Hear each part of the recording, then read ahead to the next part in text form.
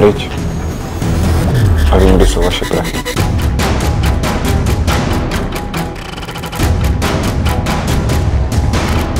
Počítal jsem prachy a něco mi tam nesedí. Nevíš o tom něco? Chybějí ti peníze, chodím Goriči, to mě mrzí.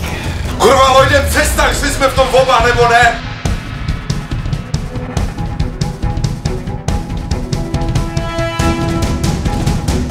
Vy jste šílený, nebo máte koho?